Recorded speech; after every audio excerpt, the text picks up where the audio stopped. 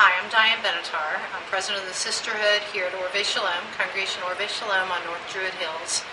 We have an amazing group of women who come every Tuesday to make Borekas, which is a time-honored tradition. This right here is our history of presidents. Go back many, many years. Some of these women you're going to see today who are doing the various parts of making the Borekas. This is water, oil, and salt, and it's come to a hard boil. Just put it in with this is just under 5 pounds of flour, although nobody would ever use that amount in their own house. We're making hundreds a day. And just started mixing it low so the flour doesn't go all over your kitchen.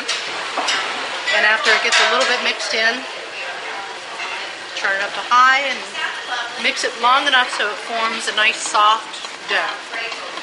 The oil, in this case, for just under 5 pounds of flour, it was 7.5 cups of water, 2.5 cups of oil, and using the old-fashioned recipe, a handful of salt.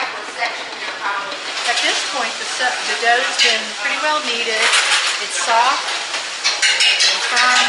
Just take it out of the bowl, out of the mixing bowl.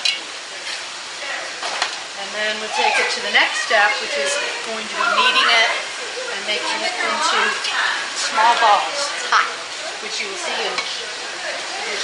next. When the dough's ready, the next step is you make a log out of it, roll out a log, knead it a little bit more, and then it gets cut into individual little balls, at which point we roll it out into a disc. What are they called? Panettis. Then a panetti, and then at that point, when there are plates of panettis, it goes to the next station, which is where the filling gets put in. There are the plates of panettis. The next step in making Borekas is filling them. In this case, we're doing an eggplant filling. That's a long process. It's actually a 2-day process where we cook the eggplants. But you can fill them with all different things. The easiest and most people's favorite filling is potato.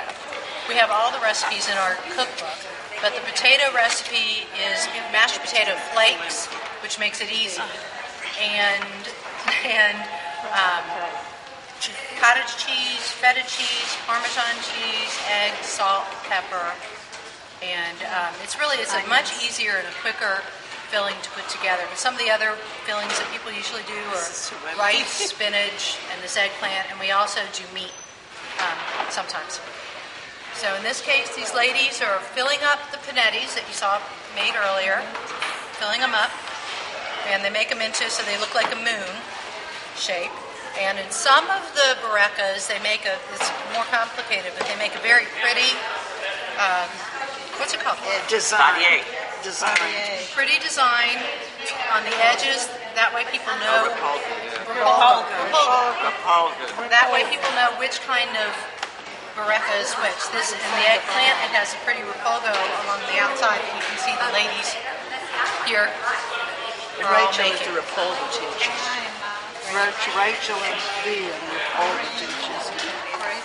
These ladies are our painters. The final step before the Borekas are baked is to paint on an egg wash and then put a topping on. For the eggplant, it's a combination of sesame seeds and Parmesan cheese. For some of the various types, it's just Parmesan cheese. Sometimes it's just sesame seeds. Put them on a pan that has been coated with both ham and oil so that they don't stick while they're baking. And that's the final step before they get baked. We put 10 in a row. We make between 500 to 800 Borekas a day. I would think that if you're making it at home, you might make a few fewer. So we have about 40 Borekas on a pan. And then they get put in the oven. How high? What's the temperature? 350. 350. And how long do they cook? About 45 minutes. And they check the ovens. The ladies check the oven, check the Borekas to make sure they're not burning on the bottom.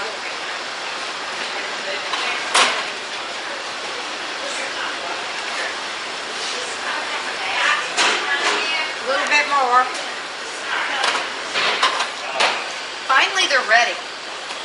They come out of the oven. They're gorgeous. And we're good to go. Again, we cook them at 350 for 45 minutes until they're a beautiful golden brown. And then eat them. Enjoy.